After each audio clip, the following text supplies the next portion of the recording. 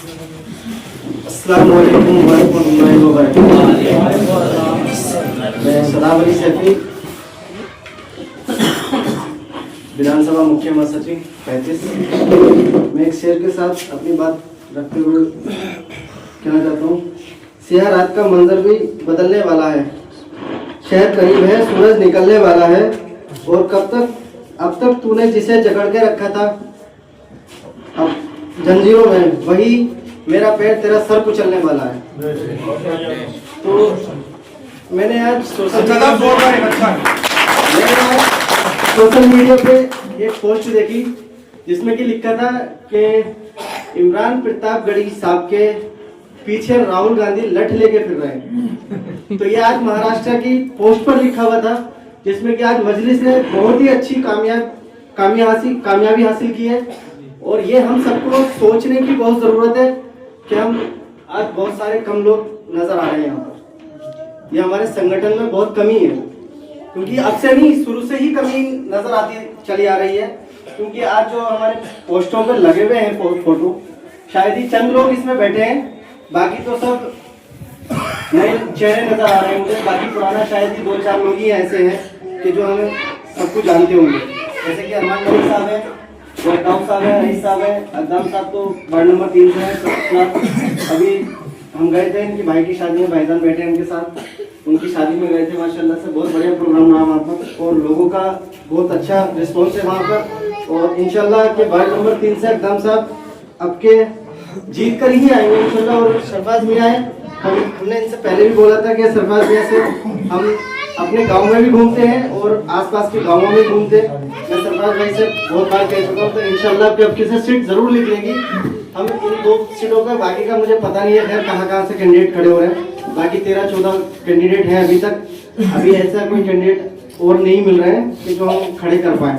अभी 14 से भी नहीं मिले, तो कोशिश में लगे पड़े हैं कि हम अपने संगठन को मजबूत करें, अपने लोगों तक हम अपनी बात पहुंचाएं, अपने गांव के डोर टू डोर जाएं, वहां पर लोगों से राब्ता करेंगे, तब हम जाके कुछ कर पाएंगे। क्योंकि दाऊद साहब ने बहुत अच्छी बात कही कि हम कमजोर नहीं है, हम बहुत मजबूत हैं। क्योंकि हम मजबूत बनेंगे तब मजबूत बनेंगे, वरना कमजोर कहते रहेंगे तो कमजोर होते रहेंगे, मजबूत कहते रहेंगे तो मजबूत रहते रहेंगे। क्योंकि और सामने वालों को मौका ना मिले कि हम कमजोर हैं, हम कमजोर नहीं है इंशाल्लाह, बहुत मजबूत हैं। और देखो बिहार के मुसलमानों ने ये हमें दिखा दिया है कि 5 सीटें जिता कर कि हम मजबूत हैं। और आज महाराष्ट्र ने पिछले 15 तारीख को बता दिया था कि हम मजबूत हैं, और आज इंशाल्लाह फिर 1 महीने के बाद महाराष्ट्र ने फिर बता दिया कि हम मजबूत हैं, कि हम कमजोर नहीं है, हम मजबूत हैं इंशाल्लाह। जो अबू आसिम अजमी कहता था कि हमारे पास 37 सांसद हैं, तो 37 और 110 विधायकों ने क्या कर लिया, उनके कुछ नहीं कर पाए वो आज, सबके सब धरे के धरे रह गए।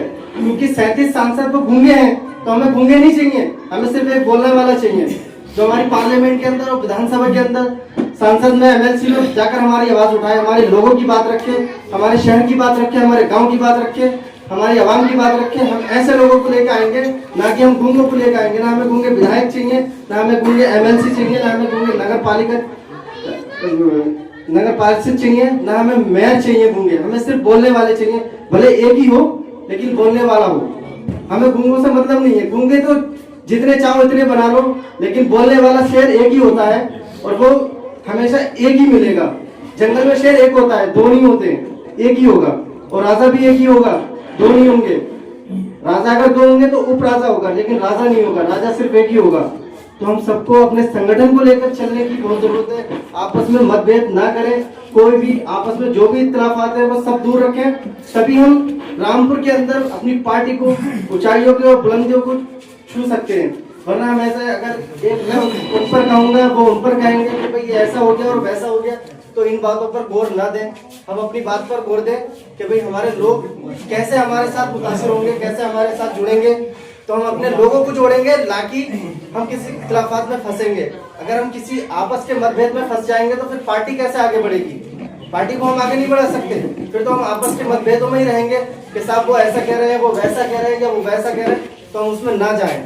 हम आपस में मजबूत हों, आपस में ही मजबूत हों, आपस के खिलाफात दूर करें, और सारी जो गलतफहमियां वो बैठ करके एक जगह बैठ करके आपस की परेशानियों को सुलझा लें, आपस के मतभेदों को खत्म कर लें, ना कि किसी दूसरे पे तोहमत लगे। इसलिए अस्सलाम वालेकुम।